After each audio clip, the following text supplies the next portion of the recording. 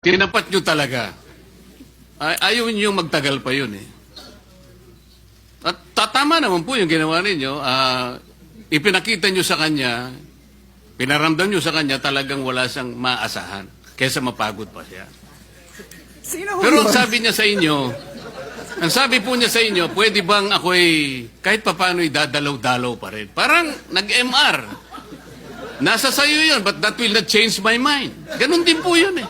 Ang Korte Suprema, sa ganitong, Mr. President, the very tenor of the decision,